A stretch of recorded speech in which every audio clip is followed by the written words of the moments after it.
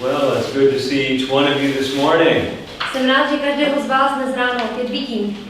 And we're continuing our look at timeless prescriptions for health and wholeness. A my se díváme na nadčasový předpis nebo recept pro zdraví ducha i těla.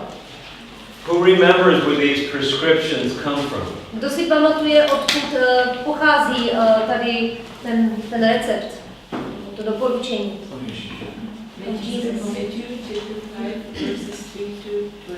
Z Matouše 5. kapitoly od 3. do 12. verše. It's from the beginning of the Sermon on the Mount. Je to vlastně z začátku kázání na hoře blahoslavenství. And it's called the Beatitudes. Jsou nazvaná blahoslavenství. So remember I showed you that we're going to take an approach to going through each of those 8 elements. Pamatujete, jak jsem říkal, že se ke každému tomu bodu jednotlivému se budeme se ním zabývat. We've already shown you how we're summarizing those things into 1 or 2 words. A my jsme říkali, že to můžeme jakoby shrnout 2 slovy. Then I want you to think, if you were there listening to Jesus, what you would have heard. A taky jsme si říkali, že kdybyste byli v době Pána Ježíše a poslouchali ta jeho slova, co byste v té době slyšeli, jak byste to vnímali? What are the people on that hill when they heard Jesus say, "Blessed are the poor in spirit"? What did they hear? Když Pán Ježíš řekl na té louce těm posluchačům požehnání ti, kteří jsou chudí v duchu, co oni v té době slyšeli? So we have to look at the time in which Jesus lived to understand the context of his statements. Takže se musíme podívat na to, v jaké době Pán Ježíš žil a co to v té době znamenalo, abychom rozuměli ten kontext, tu souvislost. And then we want to look at the practical significance of each of those 8 things for us today. A pak se podíváme na praktický význam každého toho jednotlivého požehnání pro nás dnes. So let's look at the first one. Tak podívejme se na první blahoslavenství. Be humble. Buď pokorný. Blessed are the poor in spirit, for theirs is the kingdom of heaven. Požehnání jsou chudí v duchu, protože jejich je království nebeské. So what does that mean to be humble? Co to znamená být pokorný? What comes to your mind if we say be humble? Co se vám vybaví, když se řekne buď pokorný? Nečítá na život a to se nám přichází, to co vládáme. Valio, co jsi říkala? Jako bez toho ega, nenechat se. To be empty of self, without ego. Okay. A paní Maruško, jste říkala? Vděčný za to, co nám bylo dáno, co přichází a co zvládáme. To be thankful what is going, you know, what we are going through, what comes to our lives, and that we can manage it somehow. Slyší tam kořeny slova kořit se. Aha, no to není to. Prosím, můžeš děkovat. It's because we in Czech language it's special word, and in this word pokořit se, kořit in humble, it means, you know, that, no jak to chápeš? Root of this word, In Czech, it means kořit se, you are under somebody, you know. podřizovat. Yeah, to submit. Oh, okay. Já myslím, že to je možná také to stáhnout i na to přísloví, kde se hovoří o bázi před Hospodinem. O bázi, jo? It also may be connected with the fear of the Lord, you know, that we are. Okay. Very good. So humility, we want to look at what the, maybe I'll give you a definition here of humility. Možná vám ukážu definici pokory. This is actually from a medical research paper. Je to z jakého článku lékařského, nějakého výzkumu. It's a paper about religious involvement, humility, and self-related health. Je to propojené vlastně náboženství, pokora a self-rated. How you evaluate your Jak si life. člověk váží sám sebe, jaký má vztah k sobě, sebehodnota a zdraví. And here's how they define humility. A tady je definována právě ta pokora. It's a non-defensive willingness to see the self accurately. In other words, do you understand? Mm-hmm. Okay. Je to vlastně postoj, kdy se nebráníte a jste ochotní vidět sebe tak nějak s nadhledem nebo objektivně. So it's including your strengths and your weaknesses or limitations. A to zahrnuje vaše silné stránky a i vaše slabiny, vaše omezení, vaše limity. It says humble individuals will not willfully distort information in order to defend, repair, or verify their own image. Pokorní jednotlivci se nebudou svévolně snažit použít informace, aby se bránili, nebo aby napravili, nebo potvrdili svůj vlastní image, svůj vlastní obraz. So the opposite of humility would be pride, like you pointed out. Takže jak už jste říkali, opozitem neboli opakem pokory je pýcha. Sorry?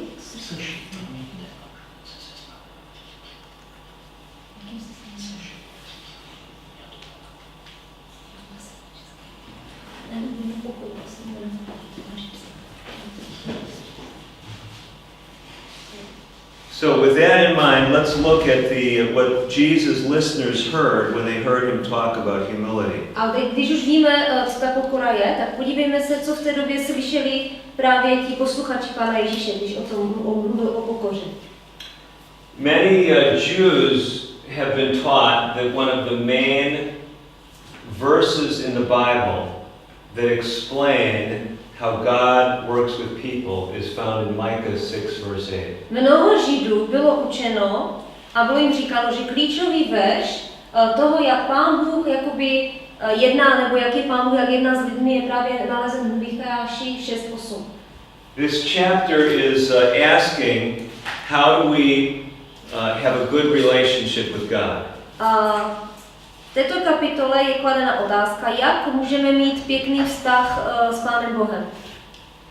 And basically, they're asking a question in this chapter. A v této kapitole je kladena otázka. And the question in the chapter is saying, should I come to God with sacrifices? Should I kill animals? What should I do? A oni se v podstatě ptají, jak mají přistoupit k Pánu Bohu. Mám učinit nějakou velkou oběť, mám zabít nějaké zvíře? And this is what Micah says that God leads him to write.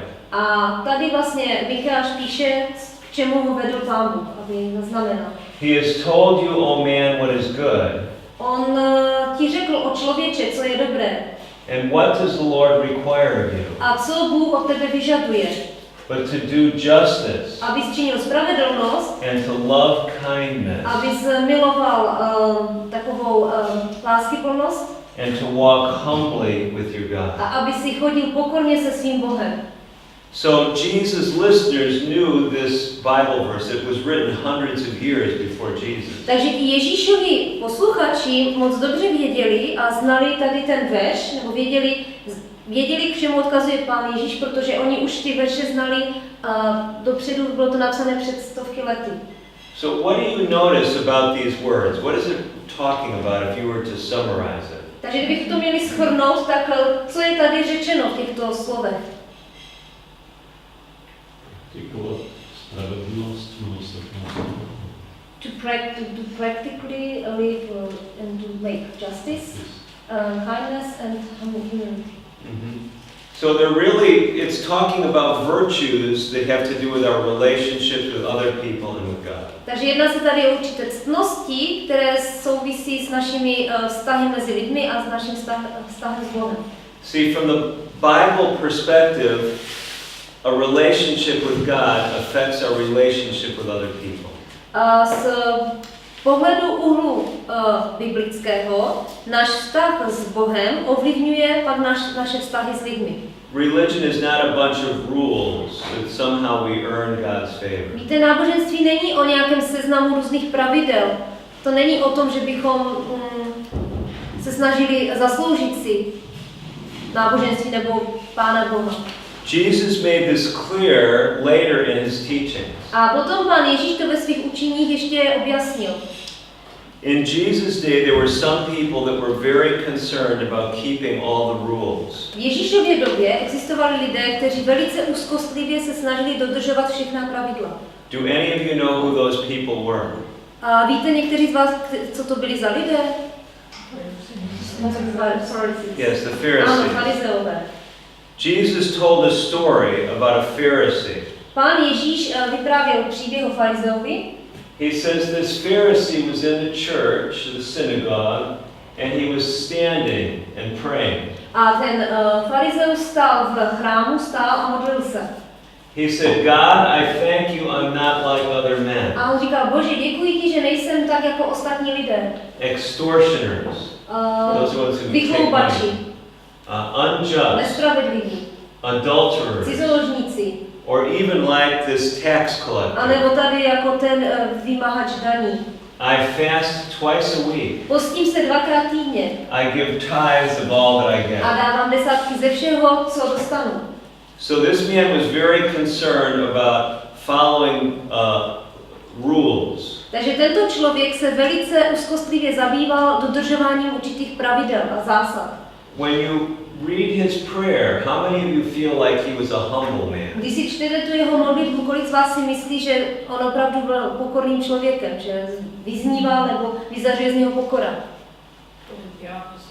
Doesn't seem humble, right? On se nejeví jako pokorný, že? He was proud. Byl pyšný, He hrdý. felt he was better than other people. On si myslel, že byl lepší než ostatní lidé. Ale on sám to tak viděl. že je pokorný. But it was his perspective. He was thinking he's humble. Ve svých očích. In his sight. Well, In his own sight.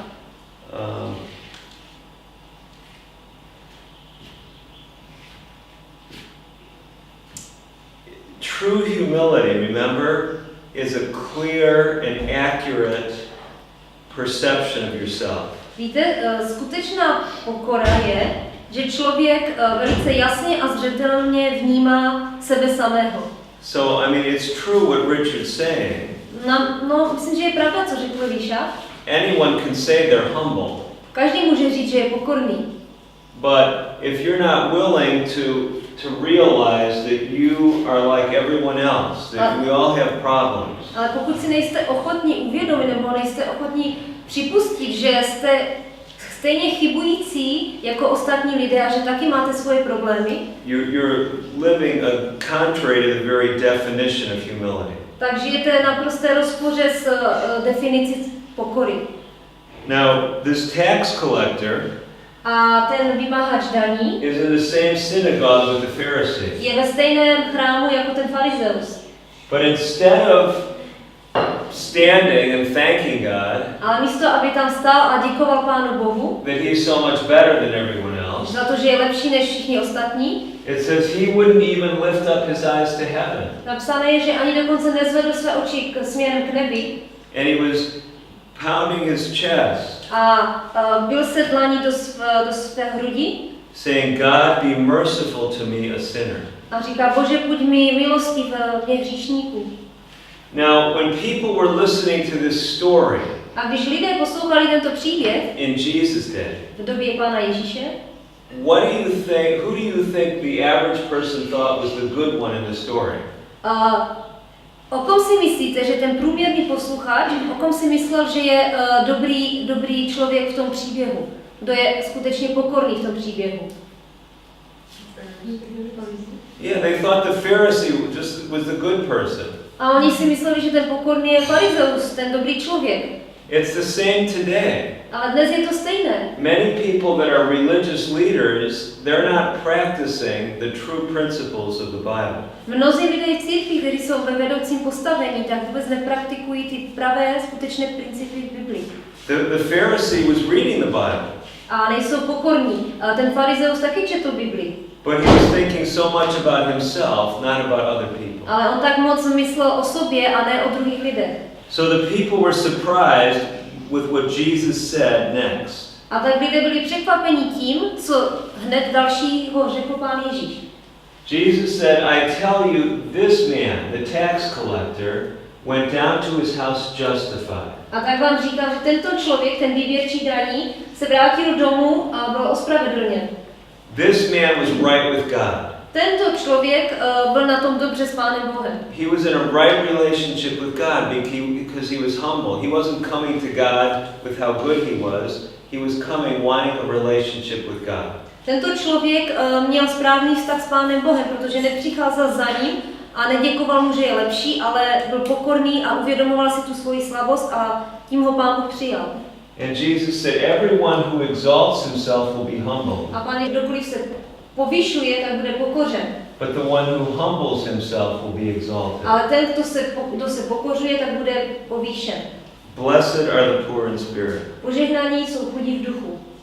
Now, medical research has talked a lot about humility. A lékařské výzkumy mluví hodně o pokoře. I was showing you that paper a minute ago.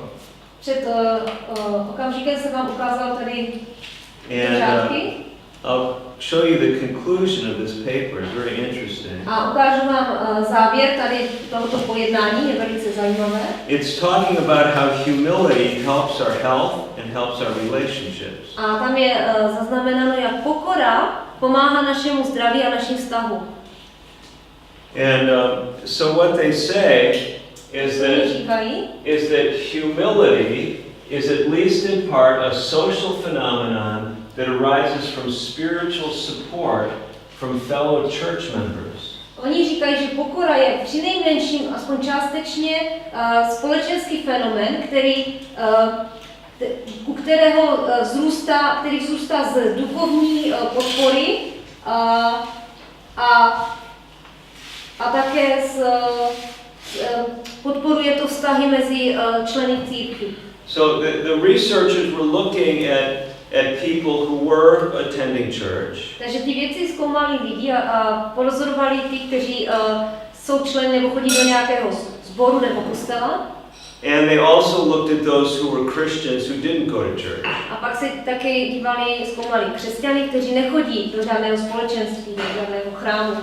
And they found that when you're part of a faith community, A zjistili, že pokud jste součástí nějakého duchovního společenství, you're put in situations that help you to be more humble.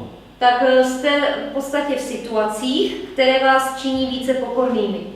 Some people say, well, I don't like to go to church. I don't like the people there. A někdo řekne, já nerad chodím do sboru nebo do kostela, nemám rád ty lidi, kteří tam jsou. Or they're not nice to me. A nechovají se ke mně milé. But these are all things that actually can help you be humble. Ale to jsou všechno věci, které vám pomáhají, abyste byli pokornými. And it seems like the more regularly you go to worship services, the more humble you will tend to be. A tady zjistili, že čím častěji chodíte na ty pobožnosti, na ta setkávání, tak tím se stáváte více pokornými. And in this research they found that those who are more humble tend to have better health by their own A evaluation. podle toho výzkumu zjistili, že ti, kteří jsou více pokorní, tak mají sklon k tomu, aby měli lepší zdraví. So you say, well, that's all very interesting. Takže vidíte, je to celé velmi zajímavé. But there's more to the subject than that. Ale vztahuje se k tomu ještě i něco více. Let me show you a very interesting principle here. Dovolte mi, abych vám ukázal jeden velmi zajímavý princip. You see, humility helps us to learn from others. Víte, pokora nám pomáhá učit se od jiných. See, if I think I'm better than everyone else, Víte, pokud si myslím, že jsem lepší než všichni ostatní, no one can teach me anything. nikdo mě nic nemůže naučit. See, if I say, well, I don't go to church because they're all hypocrites. Víte, když si řeknu, nebudu chodit do sboru, do církve, no, protože oni jsou všichni pokrytci. And if you go to church and you say, oh, that man's praying, but yesterday I saw him in a fight. A nebo jste v té církvi sboru a řeknete si, tady sedíte vedle člověka a vidíte, jak se modlí a řeknete si, no jo, on se tady modlí a včera jsem ho viděl, jak s někým zápasil a bojoval. So is he a hypocrite? Takže je to pokrytec? Or is he weak? A nebo je slabý? See, does he want to live better? Možná třeba chce žít lépe? And that's why he's in the church? A proto je právě v té církvi? And he knows he needs help with his anger. A třeba ví, uvědomuje si, že potřebuje pomoc se svým hněvem. So we want to be thinking about these things. Takže měli bychom přemýšlet tady o těchto věcech. How many of you have heard of the Massachusetts Institute of Technology? Kdo z vás slyšel o institutu v Massachusetts Massachusetts technologickém institutu. We call it MIT. Nazýváme to MIT, jo? Institut technologie v Massachusetts. It's one of the top research institutes in America. Je to jeden z nejlepších výzkumných institutů v celých Spojených státech. And this is one of the professors there. A tam je jeden profesor, Dr. Rosalind Picard. Doktor Rosalind Picard. And she's going to tell you her story A je to doktorka. about her interaction with religious people. A ona vypráví svůj příběh, jak navázala jako vztahy s náboženskými věřícími lidmi. She said, I grew up thinking that all religious people had basically thrown their brains out the window. Takže ona popisuje svoje vnímání. Vyrůstala jsem s myšlením, že všichni věřící lidé v podstatě zahodili svoje mozky z okna. Okay, so do you understand? She's a researcher. Víte, ona je vědec. And she thinks religion, you're not using your head if you're religious. A ona v podstatě věřila tomu, že no, když jste věřící, náboženští, tak nepoužíváte vůbec svoji hlavu. She said, I thought they'd made up their faith out of some kind of intellectual weakness. Já jsem myslela, že oni vytvořili si svoji víru na základě nějaké intelektuální slabosti, nějaké malomyslnosti. Maybe they like ritual for its own sake. Maybe they like religious services. Možná, že měli rádi nějaké bohoslužebné rituály, pravidelnosti. Or maybe they believed what they believed to please their parents. A nebo věřili tomu, čemu věřili, aby potěšili své rodiče. Perhaps religion was some kind of comforting deception. Pravděpodobně náboženství bylo svým způsobem nějaké jeden takový klam, který utěšoval. She said, I prided myself on being tolerant of their beliefs. Já jsem byla hrdá sama na sebe, že jsem byla tolerantní k jejich přesvědčení, jejich víře. But I was not interested in religion for me. Ale já sama jsem se o náboženství pro sebe nezajímala. Who needs it? Kdo to potřebuje? I thought I'm doing fine, quite fine in life without it. Já jsem si myslela, daří se mi docela dobře v životě i bez náboženství. So is this a humble attitude or an attitude that's more proud? Je to pokorný postoj, nebo je to takový více pyšný, hrdý postoj? Okay, yes, it's pride, right? Ano, je to pýcha, že? She says, I feel I'm better than all those religious people. Ona říká, já cítím, že jsem lepší než všichni ty věřící lidé. But it's interesting what happened to Dr. Picard. Ale je zajímavé, co se stalo té doktorce Picardové. She says, I thought my atheism was scientific and therefore the best way to be. Myslela jsem si, že můj ateismus byl vědecký a proto to byl ten nejlepší způsob, jak přemýšlet, jak být. But now she's going to tell how she became humble. Ale teď tady popíše, jak se stala pokornou. She said it took me a while to realize. Říká, že jí to zabralo nějaký čas, než si uvědomila, that my belief that there was no God, že moje přesvědčení a víra, že neexistuje Bůh, was as unprovable as the religious beliefs I assumed were wrong. Byla stejně tak neprokazatelná jako náboženské přesvědčení nebo víra, o které jsem se myslela, že je špatná. And what she was saying is you can't prove that God exists or that he doesn't exist by science. A ona v podstatě zjistila, že nemůžete dokázat, že Bůh existuje, ale ani nemůžete vědou dokázat, že Bůh neexistuje.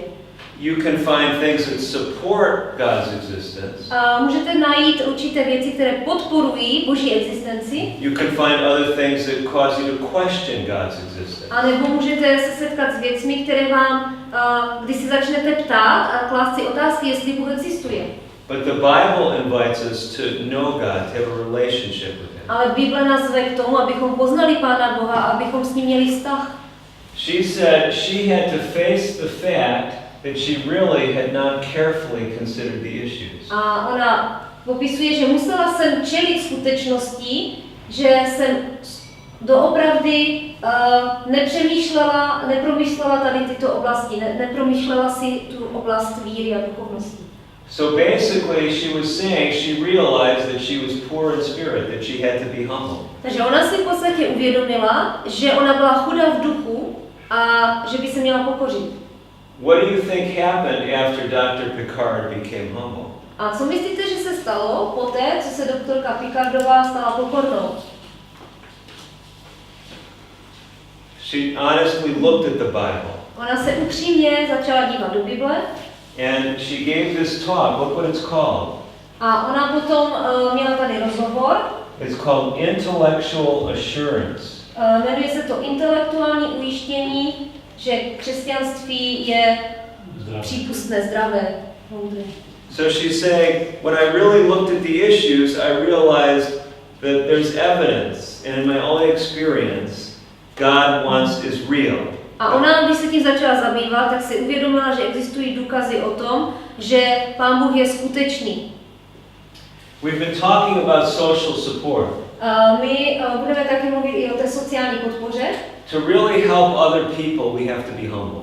A to právě to znamená, že to sociální podpora nám pomáhá, abychom my byli pokornými, když se budeme snažit i být v společenství lidí. And for us to get help from other people, we have to be humble. It's both. So in order for me to help you, I have to be humble. In order for me to get help from you, I have to be humble. Abychom my mohli druhým pomoct, tak musíme být pokorní, a abychom také pomoc přijali od druhých, tak musíme být pokorní. See, if I say, oh, I'm perfect and I have no problems and I'm going to help you. Víte, když si řeknete, já nemám žádné problémy, mě nikdo nemusí pomáhat, já nic nepotřebuji, ale já pomůžu vám. Those people really don't help you all that much. Ale víte, takový lidé vám moc nepomáhají. Have you ever thought about that? Have you ever met someone like that who felt like they knew everything? A setkali jste se s někým takovým, kdo si myslel, že ví všechno? Does that give you confidence in them? A důvěřujete takovému člověku? Máte k němu důvěru, jistotu? No. Ne, že? No.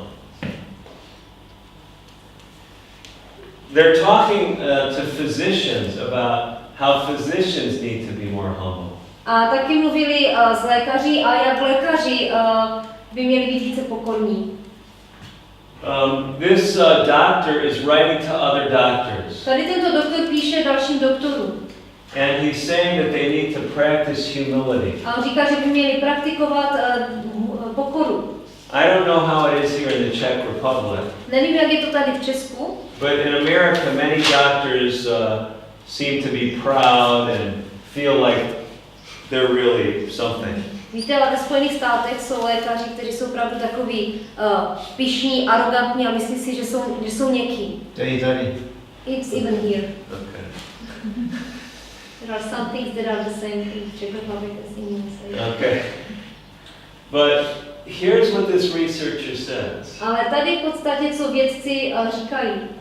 Humility does not mean weakness or lack of self-confidence.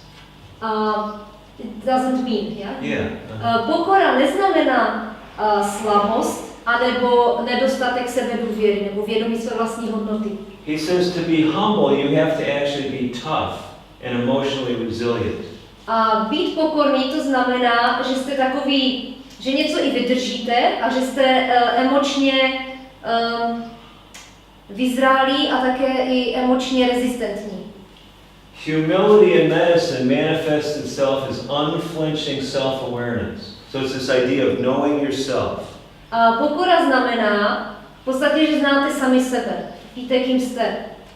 Empathic openness to others. That means you feel with others and you A come close to them. taky jste empatičtí a otevření jste k druhým lidem. Takový tomu se říká český empatie, pomožte mi české slovo, že se dokážete vcítit do druhých. And a keen appreciation of and gratitude for the privilege of caring for sick people. A taky v podstatě jste rádi a vážíte si toho a jste vděční za to, že máte přednost se starat o nemocné lidi. Have you ever met someone who always complains about their problems? A setkali jste se s někým, kdo se neustále si stěžuje na své problémy pořád?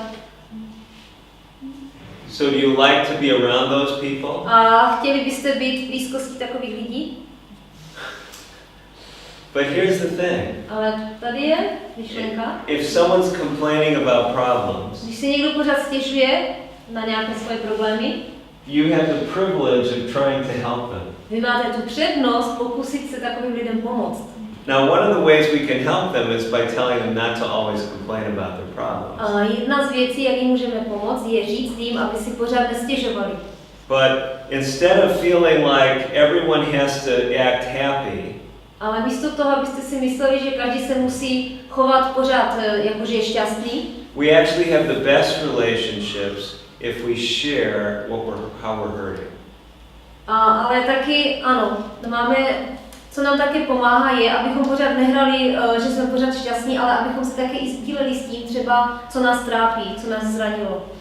So I want to finish up with the words of a wise Catholic priest in the Czech Republic. A tak bych... Italy? Oh, okay. A tak bych rád ukončil slovy jednoho moudrého katolického kněze říkala v Itálii. Let's change it here. Tak from Italy. Now some of you know, well, how would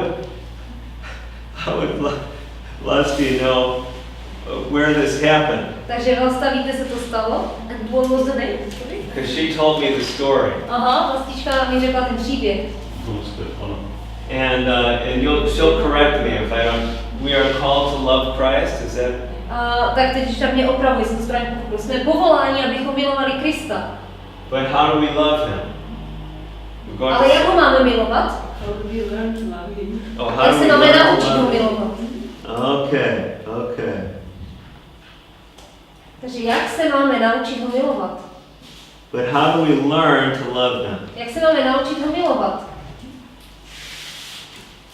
By knowing him. Tím, že ho známe, But how do we know ale him? jak ho poznáme? By reading his word. Is that Čtením right? The jeho Bible? slova. Je to správně? Reading the Bible. Takže čtením Bible. Okay.